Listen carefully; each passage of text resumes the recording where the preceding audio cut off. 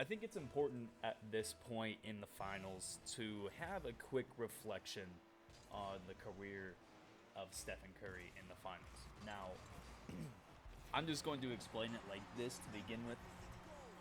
I think what we've seen from Steph in 6 finals now, both from his scoring production, from his shooting, but there's a certain difference that he is able to make on the defensive side of the ball in the finals where he becomes an effective player defensively.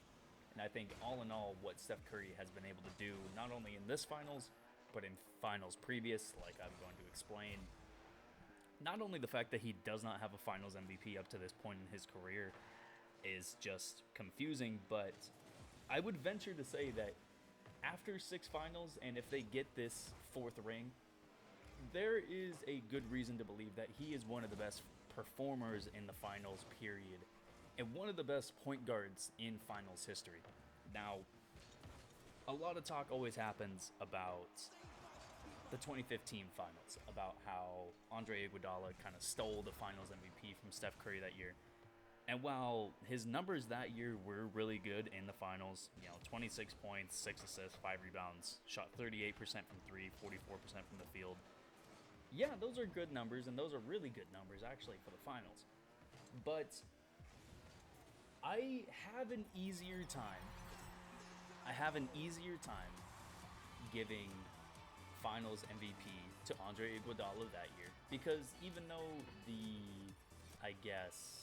storyline, it's kind of BS how Andre Iguodala kind of won the finals off of a storyline more than with his play, because Andre Iguodala played really well that series, offensively and defensively.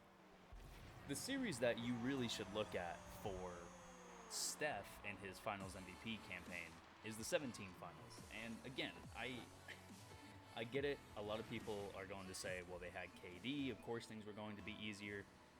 The stat line that Steph had, 26.8 points per game, 9.4 assists, 8 rebounds, 38.8 from 3, 44% from the field goal, and 2.2 steals a game. I would almost guarantee you that among guys who have won the finals and have, not won finals MVP, I think this is probably the best stat line we've ever seen from guys like that. Guys who didn't win the finals MVP but still won the finals. Now, I'm not going to sit here and tell you that KD was not an effective player in that series, because he pretty much was the tipping point for not only that finals but the next year as well for winning both of those series. That KD was just the ultimate piece to a team that was pretty much already complete and already at the top of their game. Now, what's crazy is that stat line that I brought up, 27 points, 9 assists, 8 rebounds. Steph is completely shattering that right now with his 30.5, 5 assists, 6 rebounds, shooting almost 42% from 3, and providing another 2 steals per game. Now, I just want to bring up the Andrew Wiggins piece of this, because there has been a lot of talk about, could Andrew Wiggins actually win finals MVP? And to Andrew Wiggins' credit, listen, going forward, no matter what happens in Andrew Wiggins' career, I will always have the ultimate respect for what Andrew Wiggins has turned himself into. I think, when you look at the situation that he has gone to, and you look at the situation that is still in Minnesota after he left, Minnesota is a talented team, and they still have not been able to figure it out. I think what Andrew Wiggins has been able to do is a very good positive, not just in the light of his career, but when you talk about the culture of the Golden State Warriors compared to other franchises around the NBA that we consider average.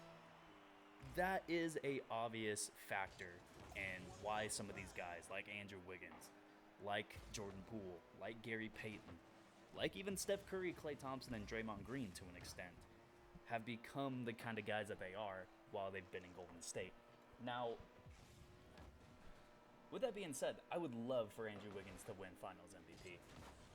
I think among the Golden State Warriors, he's the second most valuable player on this team in this Finals, obviously behind Steph. Where the conversation gets kind of murky and kind of weird is you kind of think to yourself, okay, where would the Warriors be right now if they didn't have Andrew Wiggins? And there's good reason to believe that not only do they possibly win or lose Game 5 at home against the Boston Celtics, there's a chance they lose Game 4 against the Celtics as well and end up losing the finals 4-1 on their home court if they didn't have Andrew Wiggins. Andrew Wiggins not only was the leading scorer in Game 5 for the Golden State Warriors, he ended up with 29 rebounds between Game 5 and Game 4, numbers that obviously all of you know. And this is the part about this conversation that is always interesting and is always kind of fun to have. Because obviously if you take Steph Curry away from the Warriors, not only would they probably have already lost the series, it probably would have been a sweep.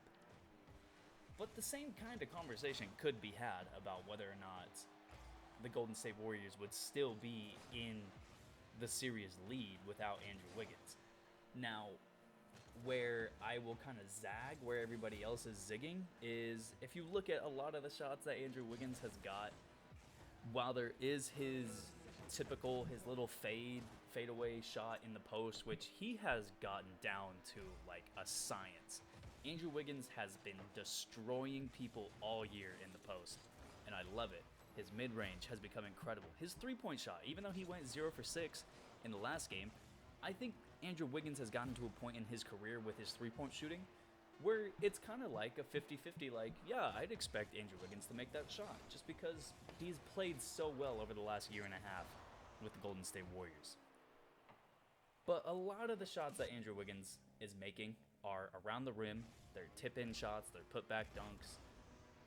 And he is getting a lot of, how do I want to say this?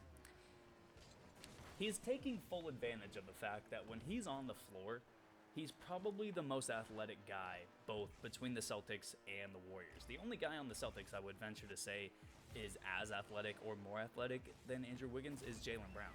And honestly, I would put Jaylen Brown in terms of athleticism over Andrew Wiggins, but we haven't seen a chance from Jaylen Brown to really show that in this finals. Andrew Wiggins, time in and time out, has had breakaway dunks, he's had putbacks, he's had tip-in shots. Like, he has had a chance to show his athleticism in this series. He's also had a chance to show his basketball IQ as well.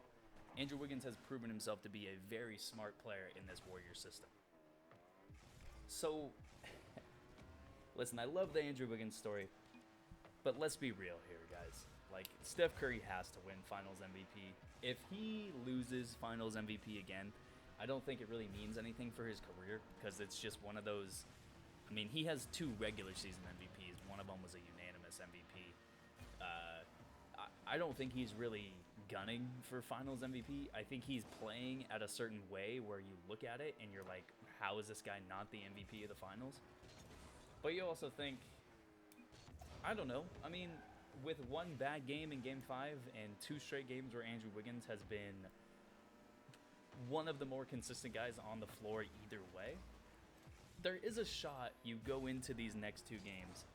Let's just say Golden State loses Game 6, but Andrew Wiggins has another like 25-point, 12-rebound game. And then in Game 7, he scores like 30 and 15. You know, sure, maybe give it to him then, but I'm putting more of my stock into the fact that I think Steph Curry's probably going to drop like 35 in this next game and end up closing it out in Boston. And if he doesn't end up with the Finals MVP after that, then I think the NBA just hates him. And going forward, he's probably never going to win a Finals MVP if the performance that he's having right now doesn't earn him one. Although, like I said, I'd love for Andrew Wiggins to win one. I think it'd be the ultimate cherry on top of his career, where I wouldn't say I have always been a Wiggins supporter, but I think he's had a raw deal from, you know, he had a chance to team up with LeBron in Cleveland. He said no thanks. Traded him to pretty much NBA purgatory in Minnesota. And then it all became Andrew Wiggins' fault that he played on a team that sucked and has sucked for the better part of the last quarter century. So I really love to see what Andrew Wiggins has done. But let's just give the Finals MVP to Steph, huh?